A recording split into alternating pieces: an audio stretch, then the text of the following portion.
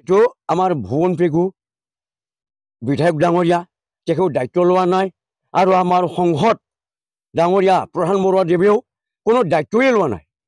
প্ৰত্যেক বছৰে ইয়াত বান্ধমাৰীৰ পৰা বাওধান সিঁচে সিও নহয়,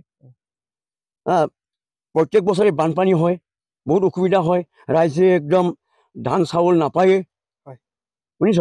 আৰু এইফালে চেৰাঞ্চিও গুচি গ'ল, চেৰাঞ্চিটো যাবলৈ হৈছে, এতিয়া কোনো আপোনালোকে দায়িত্ব লোৱা নাই। লাষ্ট মুহূৰ্তত কিবা অনুৰোধ থাকিব নেকি? অনুৰোধ মানে যাতে আমাৰ চৰকাৰে বিজেপি চৰকাৰে যাতে আমাক সহায় কৰে যেন, যাতে পাৰ্কো পাইন ইৰিগেশ্যন দিয়ে নদী গৰাখহনীয়াবিলাক, সেইকাৰণে আমি অনুৰোধ জনাইছোঁ। আৰু এইখিনি সময়ত মই কিছু কথা আপোনালোকক জনাম, যিহেতু ইলেকশ্যন ওচৰত চাপি আহিছে, যিহেতু MLA ইলেকশ্যন 26ত হ'ব, হয়তো আপোনালোকক যোৱা 5 বছৰ আগত হয়তো প্ৰতিশ্ৰুতি দিছিলে নেকি, যিহেতু জিকাৰ পিছত কিছু আপোনালোকৰ কাৰণে এই গৰাখহনীয়া সমস্যা বা অন্য সমস্যাৰ কাৰণে কাম কৰি দিয়াৰ?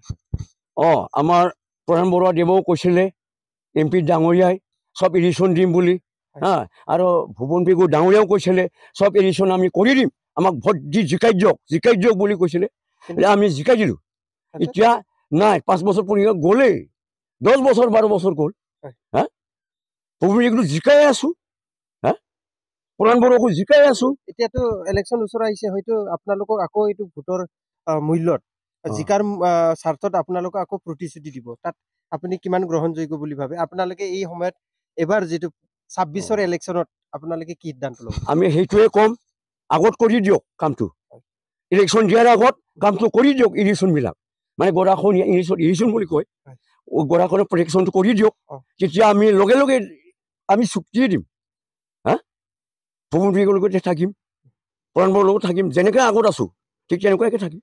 নিশ্চয় আপোনালোকৰ যিটো সমস্যাটো সমাধানটো বিচাৰে? বিচাৰোঁ। ধন্যবাদ থাকিল, সমাধানটো আমি লাগে।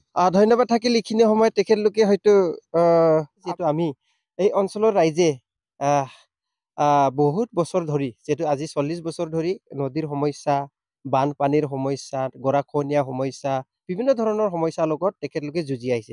তেখেতলোকে নিজৰ আশা কৰিছিল চৰকাৰে যিহেতু বিভিন্ন ধৰণৰ যি সমস্যাত এক নহয় এক গৰাখহনীয়া সমস্যাটো সমাধান পাব বুলি, নিশ্চয় আজিলৈ তেখেতলোকৰ যিটো আশা, এইটো আশাই থাকিছে। আজি যিহেতু আমি যি সময়ত যি স্বাৰ্থত ভোট দি আহিছিলোঁ, কিন্তু এই স্বাৰ্থত আমি ফল নাপাওঁ, এইখিনি সমস্যাটো আমি সকলোৱে ভুক্তভোগী।